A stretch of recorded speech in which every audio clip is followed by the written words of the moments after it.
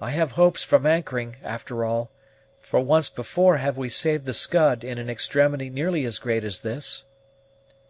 "If we are to anchor, Jasper," the Sergeant inquired, "why not do it at once? Every foot we lose in drifting now would come into the distance we shall probably drag when the anchors are let go." Jasper drew nearer to the Sergeant, and took his hand, pressing it earnestly, and in a way to denote strong, almost uncontrollable feelings. "Sergeant Dunham," said he solemnly, "you are a good man, though you have treated me harshly in this business. You love your daughter?" "That you cannot doubt, Eau douce," returned the Sergeant huskily. "Will you give us all, the only chance for life that is left?" "What would you have me do, boy? What would you have me do? I have acted according to my judgment hitherto. What would you have me do?" "Support me against Master Cap for 5 minutes, and all that man can do towards saving the Scud shall be done." The Sergeant hesitated, for he was too much of a disciplinarian to fly in the face of regular orders. He disliked the appearance of vacillation, too, and then he had a profound respect for his kinsman's seamanship. While he was deliberating, Cap came from the post he had some time occupied, which was at the side of the man at the helm, and drew nigh the group. "Master Eau douce," said he, as soon as near enough to be heard, "I have come to inquire if you know any spot near by where this cutter can be beached. The moment has arrived when we are driven to this hard alternative." That instant of indecision on the part of Cap secured the triumph of Jasper. Looking at the Sergeant, the young man received a nod that assured him of all he asked, and he lost not one of those moments that were getting to be so very precious. "Shall I take the helm," he inquired of Cap, "and see if we can reach a creek that lies to leeward?" "Do so, do so," said the other, hemming to clear his throat, for he felt oppressed by a responsibility that weighed all the heavier on his shoulders on account of his ignorance. "Do so, Eau douce, since, to be frank with you, I can see nothing better to be done. We must beach or swamp." Jasper required no more. Springing aft, he soon had the tiller in his own hands. The pilot was prepared for what was to follow, and, at a sign from his young commander, the rag of sail that had so long been set was taken in. At that moment Jasper, watching his time, put the helm up. The head of a staysail was loosened forward, and the light cutter, as if conscious she was now under the control of familiar hands, fell off, and was soon in the trough of the sea. This perilous instant was passed in safety, and at the next moment the little vessel appeared flying down towards the breakers at a rate that threatened instant destruction. The distances had become so short that 5 or 6 minutes sufficed for all that Jasper wished, and he put the helm down again when the bows of the Scud came up to the wind, notwithstanding the turbulence of the waters, as gracefully as the duck varies its line of direction on the glassy pond. A sign from Jasper set all in motion on the forecastle, and a kedge was thrown from each bow. The fearful nature of the drift was now apparent even to Mabel's eyes, for the two hawsers ran out like tow lines.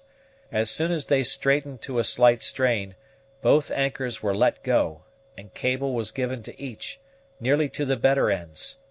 It was not a difficult task to snub so light a craft with ground tackle of a quality better than common, and in less than 10 minutes from the moment when Jasper went to the helm, the Scud was riding head to sea, with the two cables stretched ahead in lines that resembled bars of iron.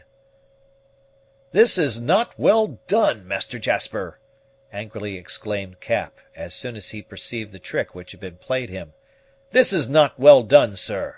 I order you to cut, and to beach the cutter without a moment's delay." No one, however, seemed disposed to comply with this order, for so long as Eau douce saw fit to command, his own people were disposed to obey. Finding that the men remained passive, Cap, who believed they were in the utmost peril, turned fiercely to Jasper and renewed his remonstrances. "You did not head for your pretended creek," added he, after dealing in some objurgatory remarks that we do not deem it necessary to record. but steered for that bluff, where every soul on board would have been drowned had we gone ashore." "And you wish to cut and put every soul ashore at that very spot?" Jasper retorted, a little dryly. "Throw a lead line overboard and ascertain the drift." Cap now roared to the people forward. A sign from Jasper sustaining this order, it was instantly obeyed. All on deck watched, with nearly breathless interest, the result of the experiment. The lead was no sooner on the bottom than the line tended forward, and in about 2 minutes it was seen that the cutter had drifted her length dead in towards the bluff. Jasper looked gravely, for he well knew nothing would hold the vessel did she get within the vortex of the breakers, the first line of which was appearing and disappearing about a cable's length directly under her stern. "Traitor!" exclaimed Cap, shaking a finger at the young commander, though passion choked the rest. "You must answer for this with your life," he added after a short pause. "If I were at the head of this expedition, Sergeant, I would hang him at the end of the main boom lest he escape drowning." "Moderate your feelings, brother. Be more moderate, I beseech you. Jasper appears to have done all for the best, and matters may not be so bad as you believe them." "Why did he not run for the creek you mentioned? Why has he brought us here, dead to windward of that bluff, and to a spot where even the breakers are only of half the ordinary width, as if in a hurry to drown all on board?"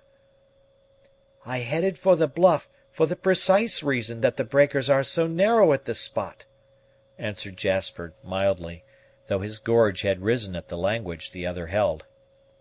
"Do you mean to tell an old seaman like me that this cutter could live in those breakers?" "I do not, sir. I think she would fill and swamp if driven into the first line of them. I am certain she would never reach the shore on her bottom, if fairly entered.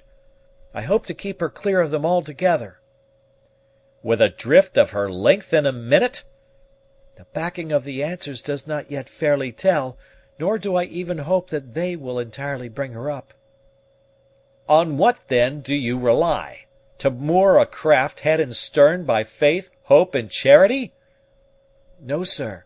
I trust to the undertow.